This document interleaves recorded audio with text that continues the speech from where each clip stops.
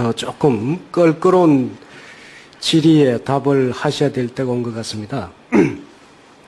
솔직하게 답변을 해주시고 잘못된 부분이 있다면 국민들 앞에 정확하게 그 용서를 구하는 의사 표현이 있어야 되지 않나 그런 생각이 듭니다. 최태민 씨의 비리와 관련된 의혹이 최태민 씨의 사망으로 끝났으면 하는 것도 아마 모든 사람들이 그렇게 생각했을지도 모르겠습니다. 그렇지만 최태민 씨의 사망으로 끝난 것이 아니라 최태민 씨의 자녀들과도 인연이 계속되어 최근까지 이어져 왔다는 겁니다. 그래서 지금도 후보께서는 결코 최태민 씨로부터 자유로울 수 없다는 그런 생각을 지울 수가 없습니다. 질의를 하겠습니다. 최태민 목사를 언제 처음으로 만났습니까? 어머니가 돌아가신 그 다음 해로 기억을 합니다. 그때 저가 이제 퍼스트레디 역할을 대신하면서 어머니 빈자리를 메우기 위해서 굉장히 바쁘게 보낼 때인데 많은 그 편지들이 왔습니다. 위로 편지도 오고 격려 편지도 오고 또 전화로도 왔습니다. 거기서 편지나 또 전화 중에 저를 좀 한번 만나서 어떤 위로를 하고 싶다든지 또 어떤 얘기를 전하고 싶다든지 이런 그 서신이나 전화가 온 적이 있습니다. 그럴 때 제가 봐서 그 내용이 상당히 마음에 와 닿고 저도 또 한번 만나서 얘기를 듣고 싶다 할 경우에는 제가 만났습니다. 그래서 그렇게 해서 만난 몇 분 중에 한 분입니다. 그렇습니다. 그 후보께서는 대한구국선교회, 구국여성봉사단, 구국봉사단, 새마음봉사단에서 총재 또는 명예총재직으로 있었죠. 예. 이 단체들은 이름만 다를 뿐 사실상 그 실체는 동일한 단체가 아닙니까? 전신이라고 할 수 있습니다. 왜 이렇게 이어져 내려오게 됐느냐 하면 처음에 구국 선교단이라는 이름으로 시작이 됐습니다. 그 시작이 어떻게 됐느냐 하면은 당시에 우리나라 상황이 굉장히 좀 위태로웠습니다. 왜냐하면 월남이 패망을 하고 북한에서는 제2의 월남을 만들자 우린 이쪽 남한을 그런 생각을 가지고 김일성이 중국도 가고 막 굉장히 분주하게 움직일 때였습니다. 그래서 나라 안에서도 굉장히 안보에 대한 위기의식이 높았을 때 그 목사님들이 임진각에서 구국기도회를 연다. 그래서 저를 그때 퍼스트레디 대역을 하던 저를 초청을 했습니다. 그래서 제가 거기에 가서 참석을 했는데 그때는 제가 그렇게 나라를 위해서 좋은 일을 하는 분들의 연락이 오면 가서 격려도 하고 또 만나기도 하고 이러던 때였습니다. 그때 그 자리에서 저를 명예총재로 추대를 하겠다. 그래서 이것은 나라를 위해서 지금 좋은 일이니까 제가 받아들이겠다 해가지고 구국선교단에 제가 명예총재가 됐는데 그 후에 그것이 위기가 좀 가라앉으면서 구국봉사단, 나중에 새마음봉사단, 그게 그 전신입니다, 말하자면. 그래서 계속 자연스럽게 그렇게 이어져 내려온 것입니다. 그러면 이 단체들은 구체적으로 누가 만든 겁니까?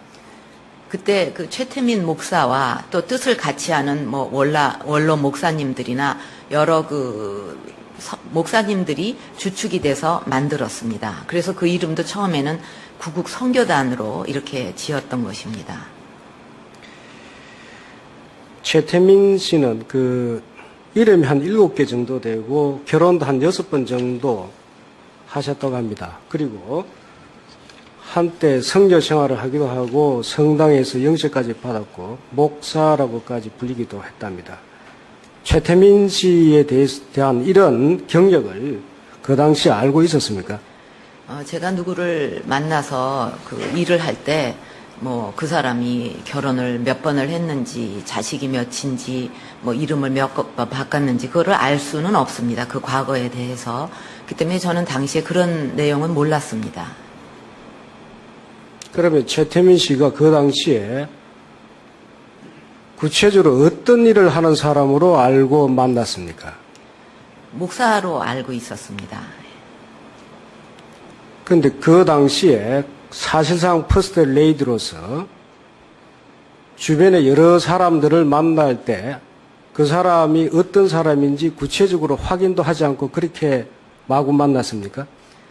만날 적에 그 사람의 그 과거에 어떻게 살았는가 이런 것까지 다 보면서 만나지는 않습니다.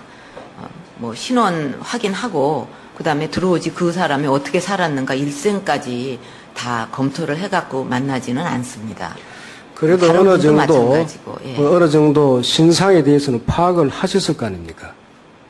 최근에 이런 얘기들이 떠돌고 그런다고 해서 제가 알고 있는데 이런 문제들에 대해서는 그 유족들이 법원에 좀 소송을 걸고 명예훼손으로 이런 걸 좀 처리하겠다 해서 법적으로 진행이 되고 있는 걸로 알고 있습니다. 그렇기 때문에 거기서 확실한 얘기가 나오지 않을까 그렇게 생각을 합니다.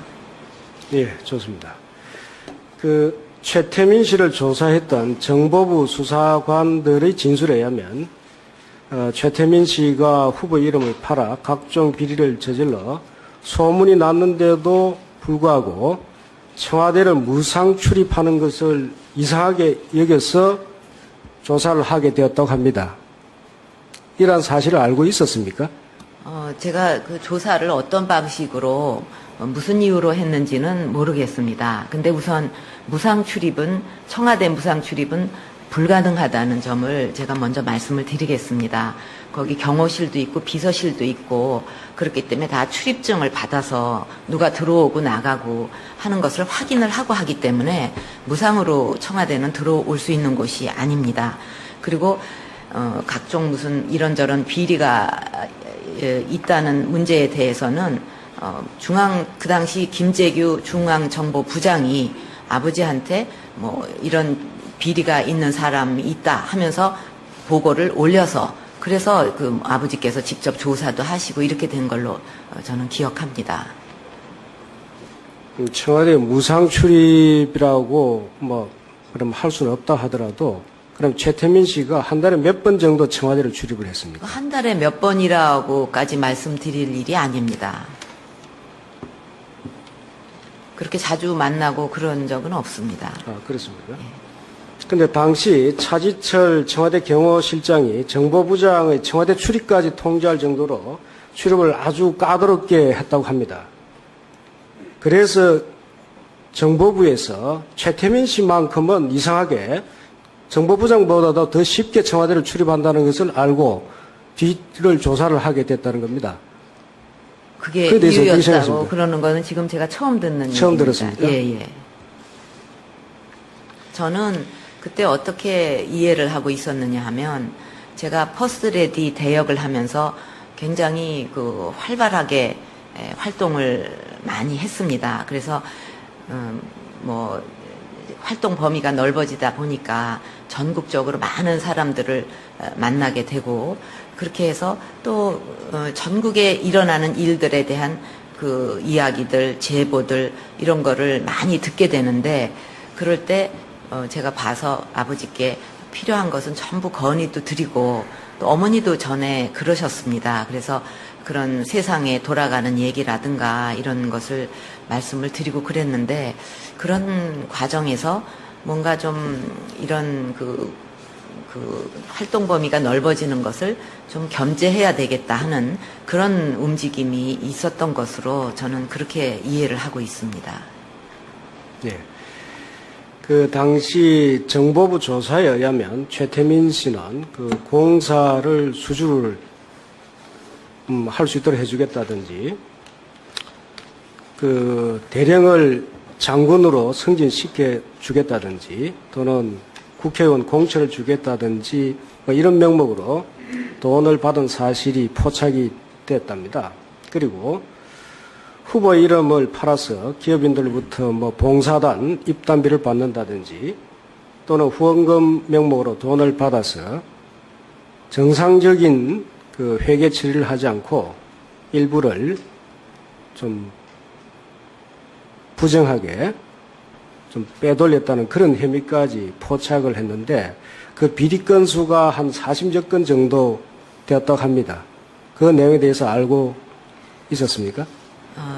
이 문제를 이제 중정부장이 아버지께 보고를 해서 아버지께서 중정부장과 또 그 관계자들을 다 청와대로 부르고 또 저도 부르시고 또 최태민 목사도 다 불러서 직접 조사를 하신 적이 있습니다.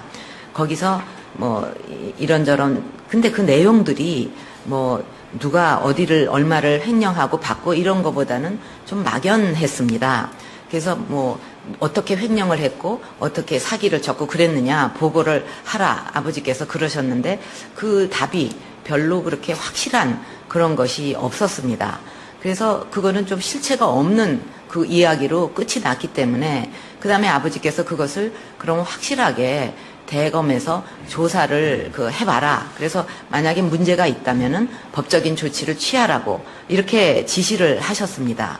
그래서 대검에 그게 넘어가가지고 또 그 여러 가지 조사가 이루어졌을 건데 만약에 그때 어떤 뭐 횡령이라든가 또는 이권 개입이라든가 무슨 공천 뭐 이런 것 가지고 부당한 짓을 했다고 한다면 아버지께 그대로 보고가 됐을 것이고 또 아버지께서는 친척에 대해서도 굉장히 엄격하게 관리를 하셨습니다. 그렇기 때문에 제가 기억하기로는 친척 중에 잘못한 사람이 감옥에 간 기억도 납니다. 그런 정도로 엄격하신 분이기 때문에 절대로 이런 일에 대해서 용서가 있으실 수가 없기 때문에 저는 뭐 다른 그쪽에 가서도 별다른 일이 없는 걸로 그렇게 알고 있습니다.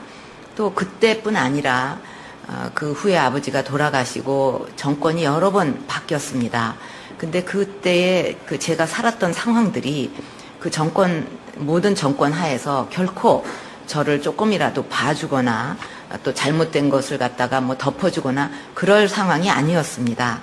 굉장한 매도의 기간도 있었고 그때는 아버지 뭐 저 또 제 주변 할 것 없이 모두가 엄청난 폭격을 맞듯이 그렇게 살았기 때문에 정권이 바뀌었을 때 만약에 그런 문제가 또 조사가 돼가지고 잘못이 있었다 하면 굉장히 세상이 시끄러웠을 겁니다. 근데 지금도 그런 문제들에 대해서 의혹은 이것저것 막 나오는데 어떤 실체 있는 것은 없기 때문에 저는 그게 실체가 있는 얘기들은 아니구나 이렇게 생각을 합니다. 또 뭐 지금이라도 이런 문제들에 대해서 사실 이런 확실한 증거가 있고 실체가 있다 한다면 그거는 마땅히 비난을 받아서 마땅한 일이라고 생각을 합니다. 뭐 제가 모르는 부분도 있을 수 있으니까요. 자, 후보께서는 최태민 씨에 대해서 구체적인 비리 혐의가 없었기 때문에 문제가 되지 않았다는 그런 취지로 답을 하신 것 같습니다. 그런데 우리 검정위에서 자체적으로 확인해 본 바에 의하면 처음에 최초에 정보부 조사팀에서는 최태민 씨를 구속하자고 건의를 했답니다.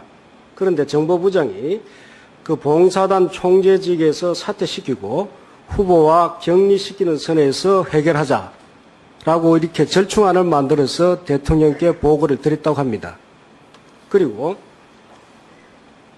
대통령께서 최태민 씨의 주장과 정보부의 보고 내용이 워낙 상충되기 때문에 검찰에다가 전면 재조사를 하라고 지시를 하셨습니다. 그런데 검찰에서 재조사를 해보니 정보부에서 확인됐던 비리보다도 더 많은 비리가 밝혀졌다고 알고 있습니다. 그런데 결국은 최태민 씨가 그 봉사단 총재직에서 물러나는 선에서 이것이 일단락됐습니다. 그런데도 최태민 씨에 대해서 비리 혐의가 확정이 안 됐다든지 또는 불확실하다든지 그렇게 말씀하실 수가 있습니까? 지금 이제 질문하신 내용을 듣고 제가 의아하게 생각하는 것은 아버지를 볼 때 아버지는 결코 그런 것을 용서하거나 용납하시거나 적당히 봐주시거나 이러는 분이 아니시기 때문에 그걸 들으시고서 그냥 적당히 덮어라 하실 분이 아니라는 게 분명하고요. 또 대검에서 뭐 더 엄청난 비리가 나와서 문제가 더 많아졌다 한다면 당연히 그 법적 조치를 취해야지 왜 그것을 덮습니까? 그거는 검찰이 직무를 제대로 처리하지 않은 게 되는데 그렇게 해야 될 이유가 저는 없다고 생각을 합니다. 또 아버지 시대는 또 그렇다 치더라도 그 후에 정권이 바뀌었을 때마다 뭐 세무조사, 무슨 국세청 조사, 검찰 조사 이런 게 있다고 저는 계속 들었습니다. 그래서 샅샅이 조사를 했는데 그때야말로 더 봐줄 수가 없는 상황인데 누가 저를 봐줄 때가 아닙니다. 오히려 우리 가족이나 아버지나 전부 매도를 당하는 시절이고 그때는 없던 얘기를 갖고도 막 이만하게 돼가지고 별 희한한 얘기가 다 돌아다니는 때인데 왜 저를 봐주겠습니까? 또 제 주변을 왜 봐주겠습니까? 그때 잘못한 일이 있으면 당연히 감옥소에 가든지 법적 조치를 받아야 되죠. 그거를 왜 안 했는가? 저는 그거를 의아하게 생각을 합니다. 근데 대통령께서나 또는 검찰이나 정보부에서 대통령의 따님과 관계됐던 사람의 비리에 대해서 조사를 해서 언론에 공개를 한다든지 그 사람을 구속을 한다든지 하면은 결국 그 여파가 대통령 따님께도 영향을 미치고 또 경우에 따라서는 대통령까지 그에 대해서 어떤 파장을 받게 되는데 그 점이 염려가 됐기 때문이 아니겠습니까?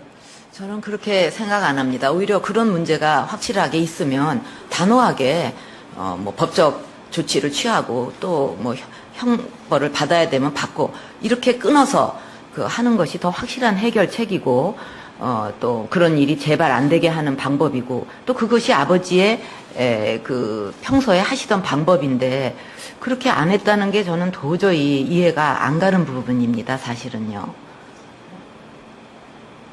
또 그 후의 정권은 또 뭐예요? 그 후의 정권은 아버지를 매도하던 시대였는데 오히려 그런 게 있으면 더 내세워 갖고 그때 이런 잘못이 있었고 퍼스트레디 대역을 하던 사람이 이런 사람한테 속아 갖고 이런 비리가 있었다. 더 크게 내놓을 상황이었는데 왜 그렇지 않았는가? 오히려 제가 좀 의아하게 생각이 되는 부분입니다. 그것이. 혹시 최태민 씨로부터 재정적 지원을 받은 적이 있습니까? 어떤 지원이요? 재정적인 지원 같은 거 재정적인 받은 적이, 지원. 그분은 저한테 재정적인 지원을 할 그런 형편이 아니죠. 예. 그런 거 받은 적이 없습니다. 제가 요청한 적도 없고.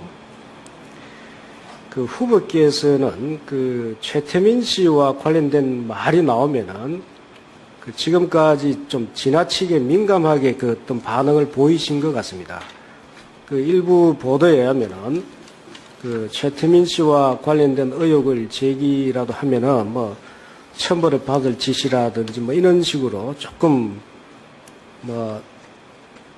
표현이 좀 과격한 그런 내용도 보도가 되고 했는데 실제로 이런 취지로 말씀을 하신 적은 있습니까?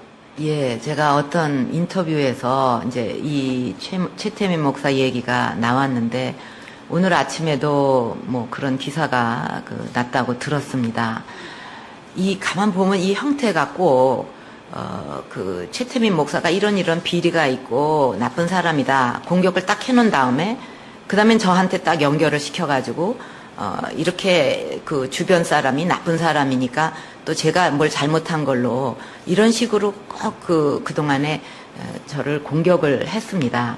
근데 그런 것은 음해성 네거티브가 많은데 그 네거티브를 하다 나중에는 어떤 얘기까지 나왔냐 하면 정말 차마 입에도 담지 못할 얘기 애가 있다는 둥 이런 얘기까지 나왔습니다. 저는 정말 아무리 네거티브를 해도 이런 식으로 하는 것은 정말 이거 처벌받을 일 아닙니까? 솔직히 말해서. 그래서 제가 인터뷰 때 우리 옛말에 처벌을 받으려면 무슨 짓을 못하겠냐 하는 말이 있는데 어떻게 남을 음해하기 위해서 이런 얘기까지 지어내느냐 그래서 제가 그 얘기를 한 겁니다.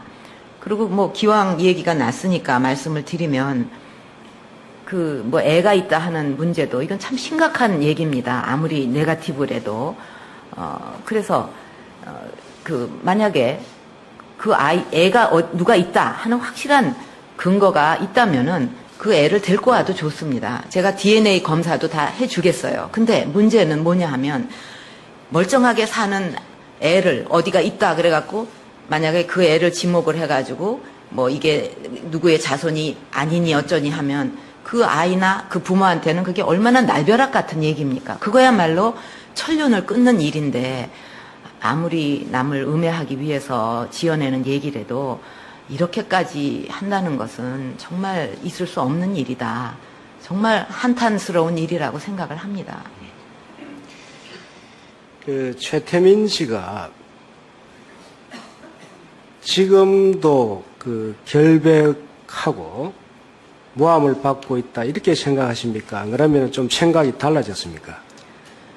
제가 아는 한도에서는 뭐 특별히 뭐 의혹은 많이 제기가 됐지만 뭐 실체가 없지 않느냐 저는 그렇게 알고 있습니다. 현실이 그러니까.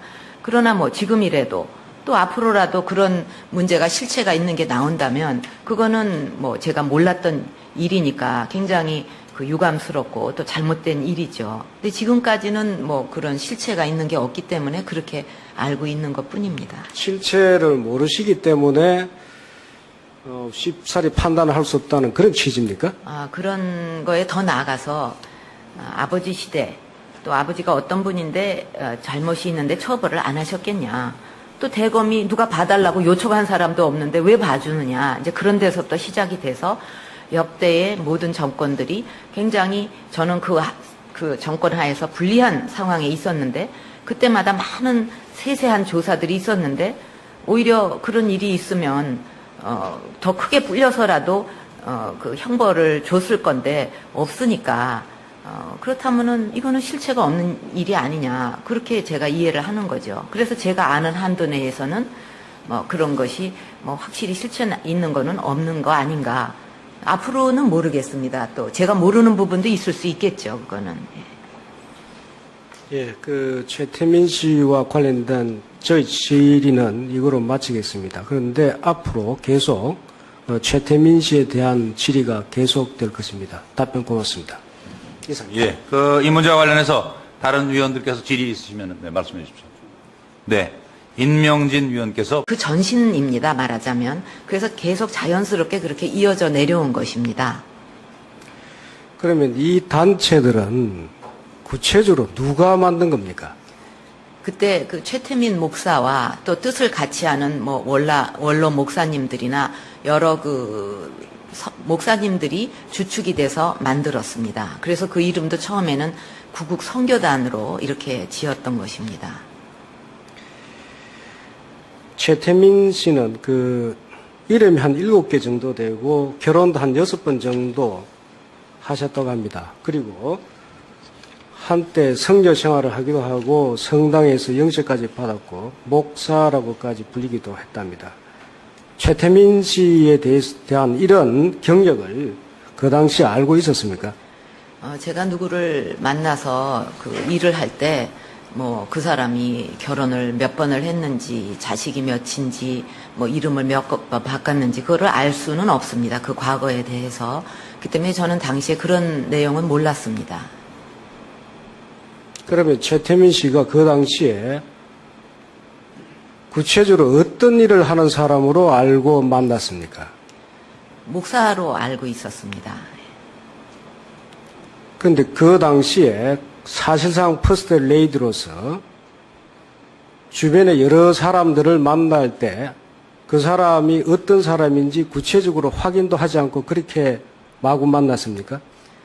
만날 적에 그 사람의 뭐 그 과거에 어떻게 살았는가 이런 것까지 다 그 보면서 만나지는 않습니다. 뭐 신원 확인하고 그 다음에 들어오셔서 만난 몇 분 중에 한 분입니다. 그렇습니다.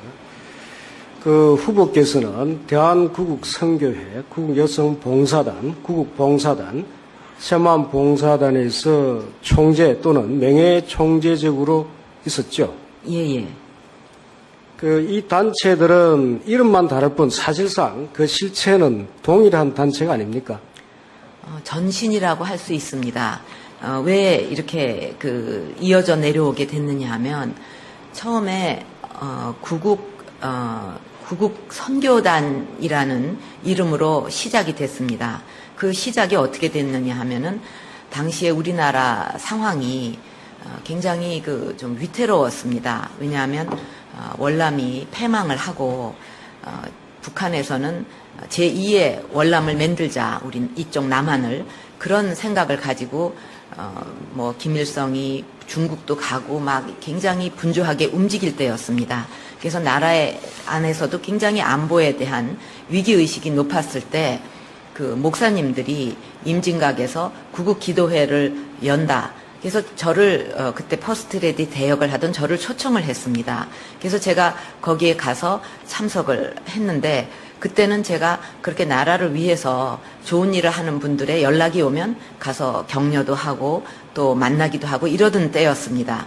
그때 그 자리에서 저를 명예총재로 추대를 하겠다. 그래서 이것은 나라를 위해서 지금 좋은 일이니까 제가 받아들이겠다 해가지고 구국 선교단에 제가 명예총재가 됐는데 그 후에 그것이 위기가 좀 가라앉으면서 구국 봉사단, 나중에 새마음 봉사단, 그게 직접 조사도 하시고 이렇게 된 걸로 저는 기억합니다.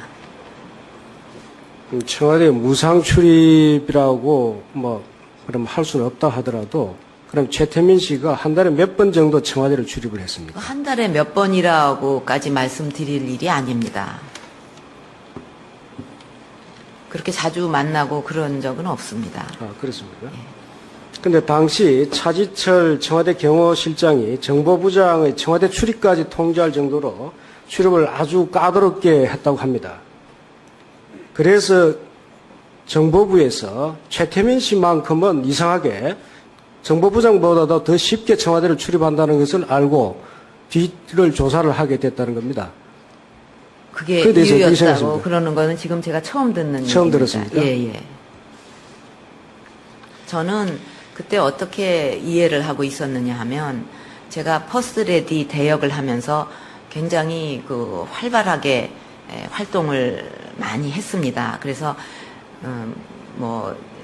활동 범위가 넓어지다 보니까 전국적으로 많은 사람들을 만나게 되고 그렇게 해서 또 전국에 일어나는 일들에 대한 이야기들, 제보들 이런 거를 많이 듣게 되는데 그럴 때 제가 봐서 아버지께 필요한 것은 전부 건의도 드리고 또 어머니도 전에 그러셨습니다. 그래서 그런 세상에 돌아가는 얘기라든가 이런 것을 말씀을 드리고 그랬는데 그런 과정에서 뭔가 좀 이런 활동 범위가 넓어지는 것을 좀 견제해야 되겠다 하는 그런 움직임이 있었던 것으로 더 조금 껄끄러운 질의에 답을 하셔야 될 때가 온 것 같습니다. 솔직하게 답변을 해주시고 잘못된 부분이 있다면 국민들 앞에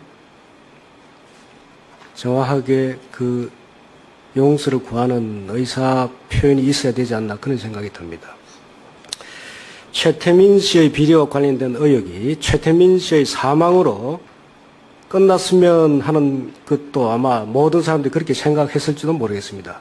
그렇지만 최태민 씨의 사망으로 끝난 것이 아니라 최태민 씨의 자녀들과도 인연이 계속되어 최근까지 이어져 왔다는 겁니다.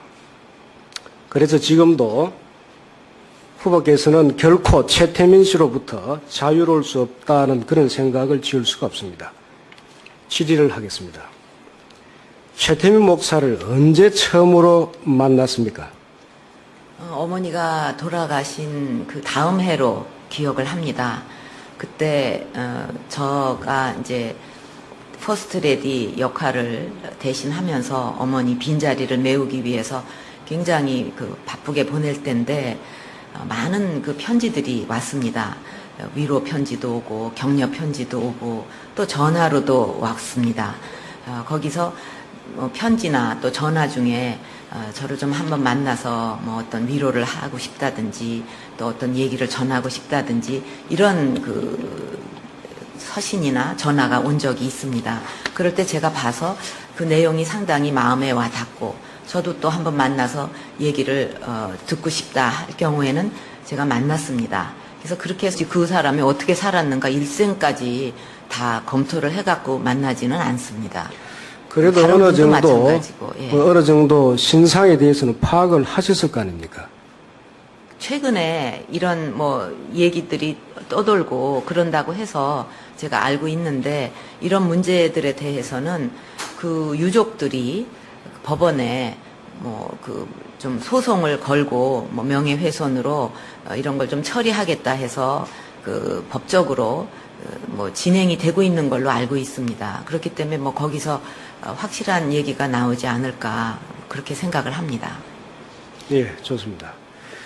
그 최태민 씨를 조사했던 정보부 수사관들의 진술에 의하면 최태민 씨가 후보 이름을 팔아 각종 비리를 저질러 소문이 났는데도 불구하고 청와대를 무상 출입하는 것을 이상하게 여겨서 조사를 하게 되었다고 합니다. 이러한 사실을 알고 있었습니까? 제가 그 조사를 어떤 방식으로 무슨 이유로 했는지는 모르겠습니다. 근데 우선 청와대 무상 출입은 불가능하다는 점을 제가 먼저 말씀을 드리겠습니다. 거기 경호실도 있고 비서실도 있고 그렇기 때문에 다 출입증을 받아서 누가 들어오고 나가고 하는 것을 확인을 하고 하기 때문에 무상으로 청와대는 들어올 수 있는 곳이 아닙니다. 그리고 각종 무슨 이런저런 비리가 있다는 문제에 대해서는 그 당시 김재규 중앙정보부장이 아버지한테 뭐 이런 비리가 있는 사람이 있다 하면서 보고를 올려서 그래서 그 아버지께서